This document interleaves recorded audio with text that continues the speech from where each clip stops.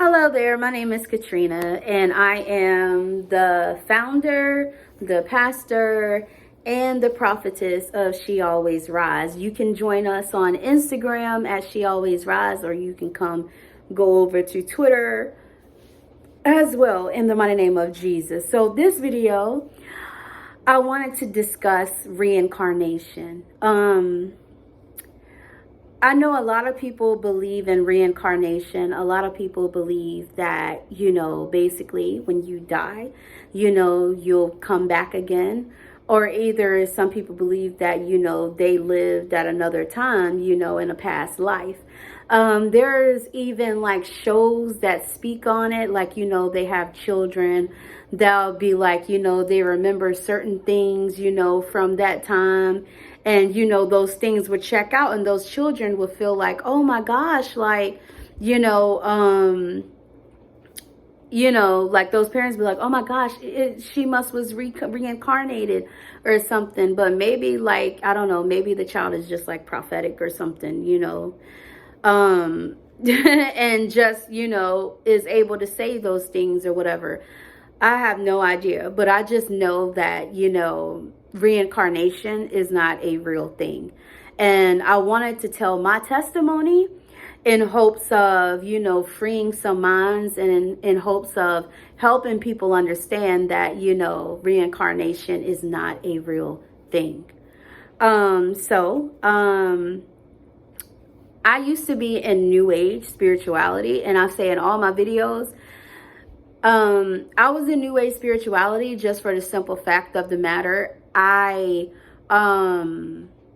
didn't grow up a Christian, even though weirdly, I would have moments where I would go to church and stuff.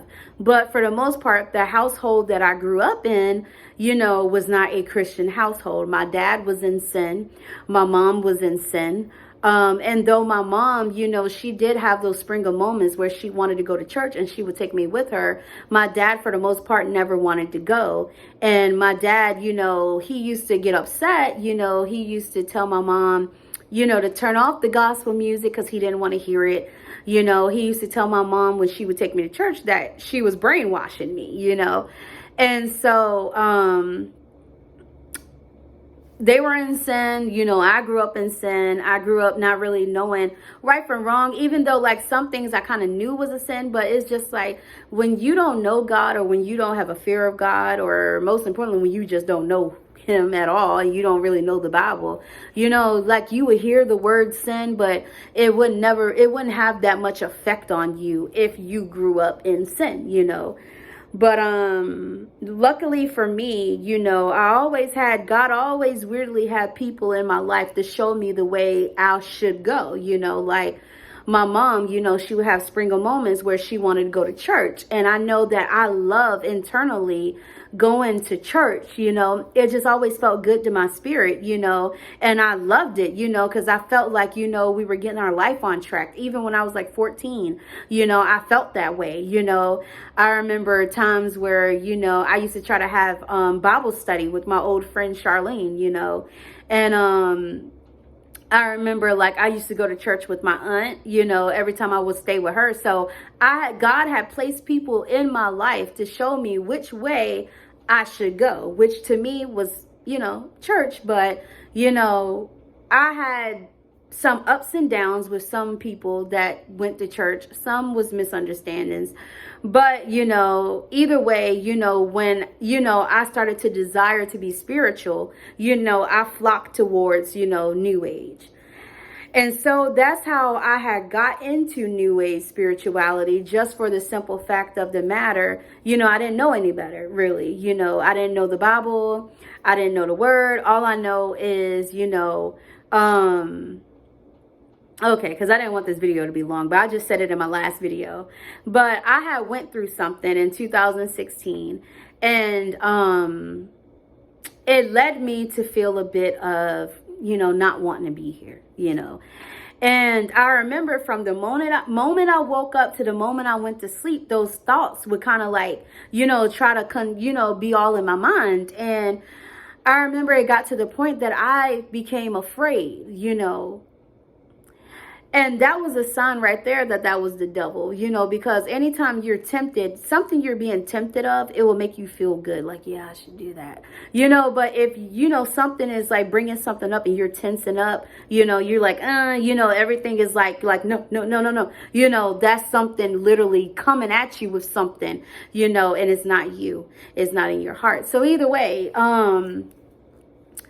I ran to a family member. I ran to my aunt. I told her, like, I wanted to tell her because I didn't know if, like, it would happen or not, because it's from the moment I wake up to the time I go to sleep. And she just basically put me on game, and she was just like, oh, you're on, you know, that's spiritual warfare. You know, it's beyond you. You have to pray. You have to do this. And it's like the minute she told me that, when I tell you all those thoughts, like, it did not come back, you know, like it stopped, you know. And that's how I knew right there, like, it was like a spiritual attack. But I had started praying. I started reading the Bible. And a lot of you not, like, I'm a type of person is either I'm hot or I'm cold. I can't be hot or cold. I mean, I can't be in between. I can't be hot and cold. I can't be lukewarm, you know, with everything I do. If I do something, I have to go for it. If I follow God, I have to follow, you know. If I do whatever I do, I just have to go for it, you know. So with that being said, it's like I can't be hot and cold. That's just my makeup. You know, that's just how God created me. I can't be hot or cold. So I have, you know, and, you know, so anyways, I remember I was on the way to work. I had cut out secular music. I wasn't listening to it. I was only listening to gospel music. And I heard a voice, and it was like, turn on Rihanna. And I was like, I don't want to listen to Rihanna. Mind you, at that time, Rihanna was one of my favorite singers besides Aaliyah. So I was like, I don't want to listen to Rihanna. I want to listen to gospel music. So I turned on gospel music. And I ended up in a car accident like a minute or two after turning on the gospel music. So I was just like, whoa, you know. So after I was in my car accident, I felt like I was attacked, you know, like something did not want me to do that. So to be honest, I stopped listening to gospel music. I stopped reading the Bible and stuff. And like about like 3 years later, you know, I ended up, you know, coming into New Age spirituality. You know, I had started a channel, and it was a celebrity gossip channel. And somehow or another, I came across the African deity, you know, an Orisha, as they claim, they call it. It was just so intriguing to see her and to see all those other black, you know, things, you know, because of course, like in America, you know, we're always made to seem like our history started in slavery. And, you know, our people, we always want to attach to something, whether it's Egyptian or it's something, another, to try to make us feel, you know, like, you get what I'm saying? Like we didn't start off with slavery or this, that, and the third. God said the greatest among you is your servant. I'm not saying that we did start off with slavery or something like that, but I'm saying that we were not weak our people back then were not weak just because they were in slavery. You get what I'm saying? They were stronger than the ones that was slaving them. They were stronger than the ones that was hitting on them because they didn't want to do what it was that they wanted them to do, you know. The greatest among you is your servant. So anyways, not condoning that, but I'm just saying that even at our worst state in our history, we were strong. Don't ever take the strength away from our people. You get what I'm saying? We strong. So anyways, but I seen that picture, those things, and I was just like, you know, I was just like, you know, this sings out to me because, you know, I look at it and it seemed like it gives me strength. I see like these black men, you know, and these black women, and, you know, it just intrigued me. So, you know, next thing I know, I was in New Age spirituality. So while I was in New Age spirituality, you know, I realized like something was changing in me. You get what I'm saying? Like I did a whole lot of, well, God was in control, first of all. But my goal was to try to, you know, change some things about me, you know. Mind you, I was not successful at that. You know, I didn't get God was successful at it once I became a Christian. But while I was in that New Age spirituality, I was not successful at shadow work at all. Okay. But needless to say, you know, I remember I had got so intrigued with the late 1800s and the early 1900s. I got so intrigued, you know. I was so intrigued, and I've always been eclectic. You know. I've always, you know, been drawn to music, you know. Music, you know, it just does something to me. Though I know that my calling is greater than music, but back then I felt like music was my calling. And so I always love so many different types of music. I can play instruments, I can dance, I can sing, I can write songs as well.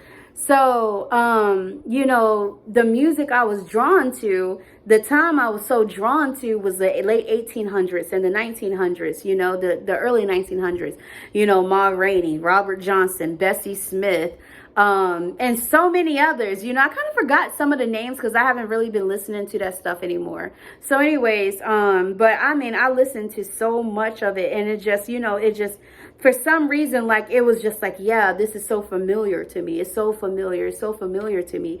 I remember I used to like look up like those little videos on YouTube or whatever. I used to look it up, and I would literally like look at videos of like people walking around in the late 1800s, 1900s. I would look at blues documentaries. I would look up items with you know, blues, well, not like items, like vintage items, you know, things that they would have wore back then. Like, I was so intrigued with it. And one night I was asleep, and it was one of those sleeps, somebody gonna understand what I mean, you know, but it was one of those sleeps where I wasn't in a deep sleep, but I knew I was in the bed, and I knew that I was asleep. You know what I'm saying? But I wasn't like dreaming or nothing, but like I was asleep. But you somebody know what I'm talking about. You know, have you ever been like you coming out of a deep sleep, but you realize you're asleep, and you realize you're in the bed and stuff, and you're trying to go back to the deep sleep. It was kind of like that. But anyways, I had a vision, and it was a man, and he was hanging. And when I seen him, I seen the left side of him, and he was just like hanging. And I seen the rope around his neck, and he was just hanging. So I remember I was just looking at him, and he had on like this brown tux or suit, because you know, back in them days, they used to love their suits. And it had like white designs on it or some sort.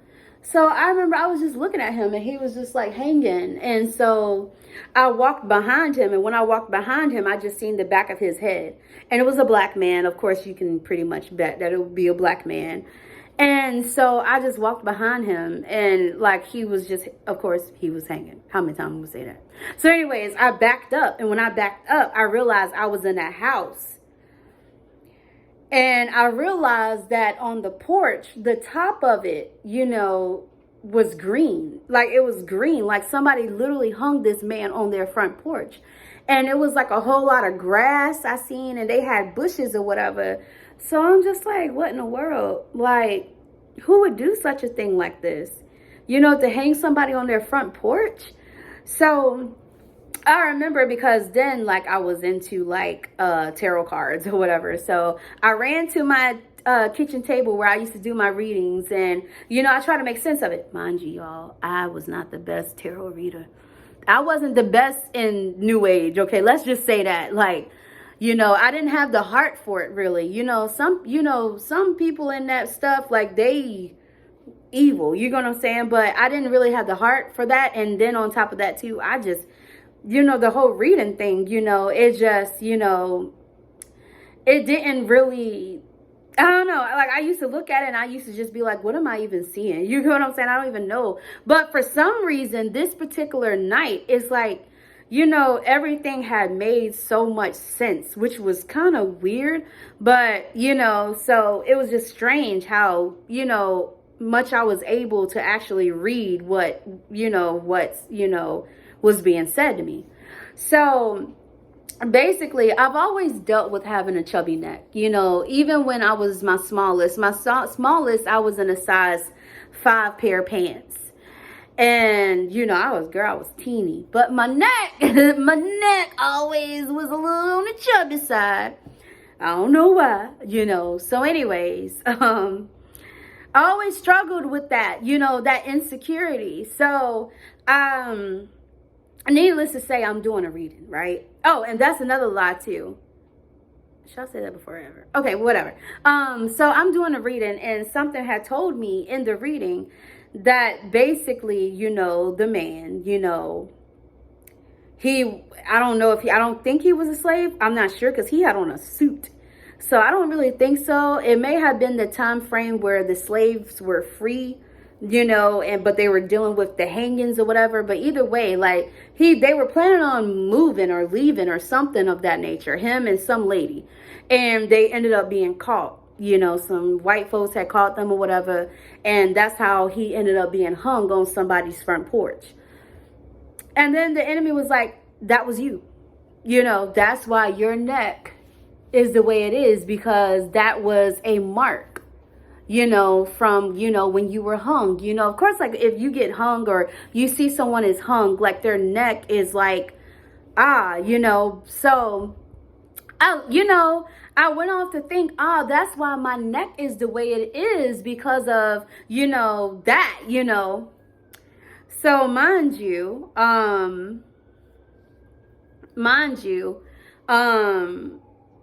okay, the siren is just throwing me off a little bit.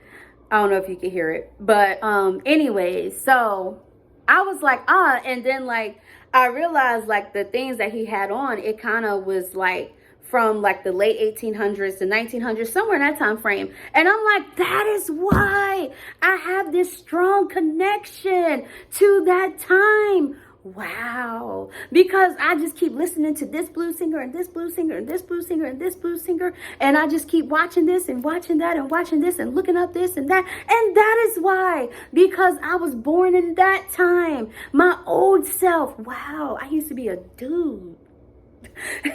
Right?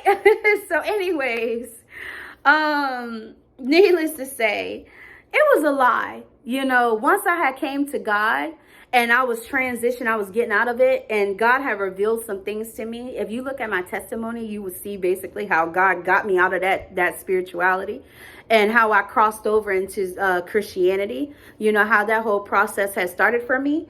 But I remember I was in the middle of warfare because someone was doing witchcraft against me, as well as I had opened some doors, you know what I'm saying? Plus on that too, the devil knew, oh my gosh, she's getting set free. She's getting set free. Right? So I'm in the bathroom and I'm praying, and, you know, I'm sitting there and I'm praying, and I literally see dude still hanging, right?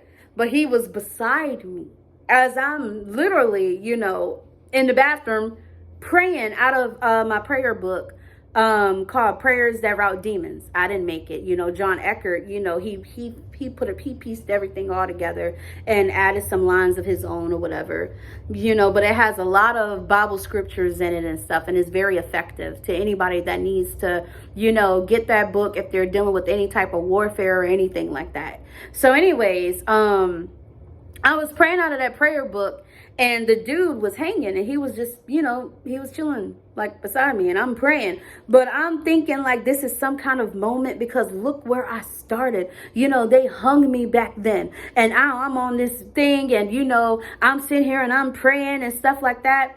But then when I stood up and I looked in the mirror, I had a vision of him, and the dude was glowing red eyes. Like my nails are red. Let me see. Like literally red, like his eyes was red. Now mind you, it says in the Bible that you know, it says in the Bible that, you know, nobody has ever seen the face of God, because light shines from his face, not no red. You know what I'm saying? Like anything that's in there with some red eyes is a demon, you know.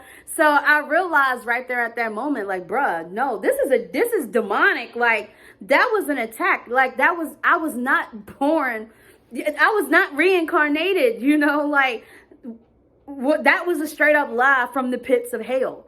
So I wanted to get on here and I wanted to talk to anybody that, may be feeling like, hey, I believe in reincarnation. I believe that reincarnation is a thing. I believe that if you die, you're going to come back again. Or either, you're like, yeah, I think I was born in year 64 BC. Yeah, I relate back to that time. And I tell you, yeah, that I am definitely from 64 BC. No, you're not. You were born 1993, dude. Yeah, you were. But I had looked up some Bible verses that basically supports what I'm bringing to you. And anything that I'm bringing to you is because God wanted me to talk about it. But I will say that after I say what I say, that I'm not going to respond to anybody that is like, you don't know what you're talking about. Because Bible verses, God said it, so all I can say is take it to the Lord in prayer, but after I say what I say, after it has left my mouth, any arguments is not coming towards me. And I promise I will not be offended, okay? But it will go straight to God, and God will answer any questions that you have. But in Hebrews chapter 9, verse 27, it says, and as it is appointed unto men once to die, but after this, the judgment. Whatever you do in this world, whether you sit here and you get born again and, you start living by God's statutes and stuff like that, you know what I'm saying? That's when, of course, you will be on that narrow path, which is a hard path to find. It's a very hard path to find. And you will be on the narrow path, and, you will try your best to live righteous. For when you're on a narrow path, you're no longer a slave to sin, but you are a slave to righteousness, And so with that being said, you will be trying to live, by God's statutes and things of that nature. And you will be on the lines to be going to heaven, to get judged. And 9 times out of 10, you end up in heaven. Well, if you're in sin and you're a proud sinner and you don't believe in the Bible, you don't believe in nothing that it says or whatever like that, but you're a proud sinner, you're proud to do anything it is you do that is a sin, when you die, then 9 times out of 10, you will be going to hell, But of course, we all have to go to God for judgment, and we will be judged based off of the Bible. The same Bible that a lot of people don't want to believe in is what we will be judged from, So God says himself wants to die. That doesn't mean that, once you die, God is you're going to have another life on this earth to sit there and, to just be there. No, you die one time. And after one time, you go to judgment. That's whether you go to heaven because of, the things that you did on earth, or you go to hell because of the things that you did on earth, All I know is we're on earth amount this much, and the rest of it is eternity. So this much really does count, it really does. But yeah, so it says, God says himself that we only die once. That's it. Another Bible verse I've seen is Job chapter 7, verse 9 through 10. As the cloud is consumed and vanisheth away, so he that goeth down to the grave shall come up no more.